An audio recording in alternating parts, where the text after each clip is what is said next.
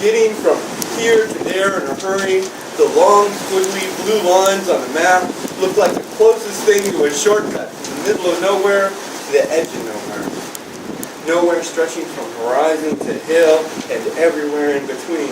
I was following a long, winding road, but the lack of guardrails and sharp curves forced me to drive slower than I wanted.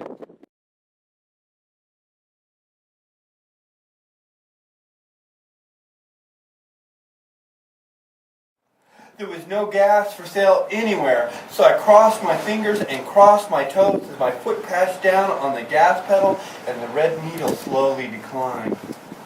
Then, all of a sudden, in the middle of the highway, there was this goofy-looking dude wearing an orange vest and holding a stop sign in the middle of nowhere. Except he wasn't standing in the middle of nothing. He was standing in the middle of the road being the closest thing to something in that whole entire middle of nowhere.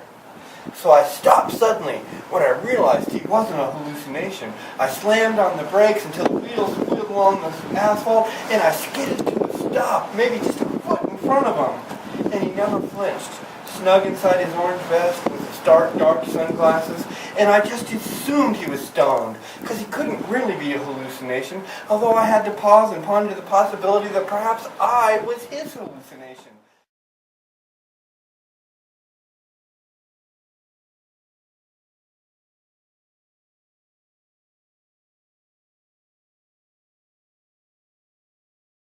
I had no idea why he had stopped me. There was no road construction as far as I could see, and I could see from horizon to horizon. So we sat there and waited. Then we waited some more. I had no idea why we were stopped, but that didn't stop us from waiting even more. I checked my watch. There in the middle of nowhere, the only person besides myself for miles around was standing in the middle of the road and holding up a stop sign and seemed ludicrous. Eventually, another car pulled up behind me, and then another, and the other car seemed as annoyed and unknowing as I was, and so did the next car. Now, 3 mighty metal automobiles were stopped by some skinny dude holding the sign in the biggest traffic jam these parts had ever seen. And the stone dude just stood there inside his orange vest. The only part of him that moved was his windblown hair. And suddenly, jerked his head to the left, and immediately straightened up his slouch. I turned my head in the direction he was looking in time to see a procession of kachina dancers emerge from between 2 sandstone hills.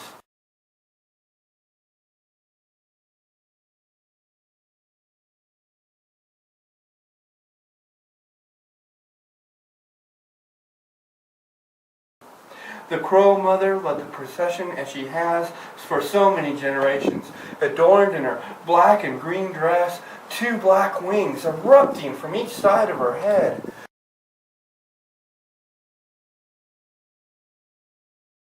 The Crow Mother leads the Kachina procession from their home atop the Kachina peaks, snow-capped even in the summer, through the lava tubes that stretch underground for miles, and they emerge here, in the middle of this desert, in the middle of nowhere, the center of the universe.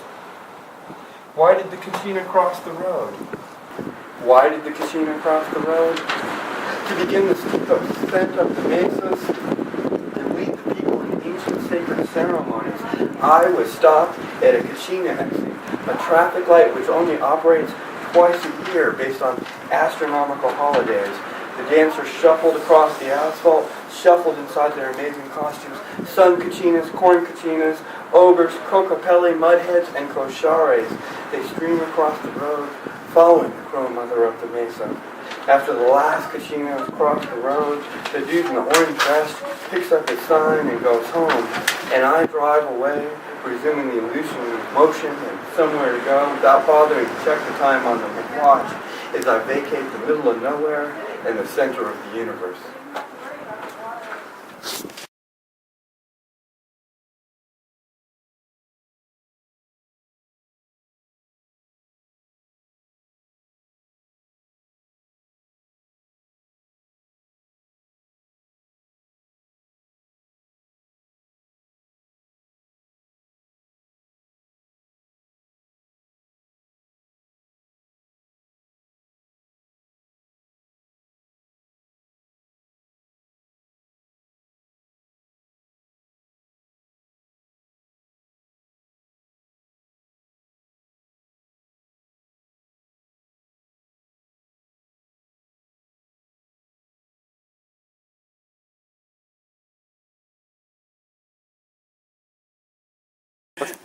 And the yellow flagman with the orange flag was sitting there in the middle of the road, and I stopped squealing the tires because they wouldn't turn.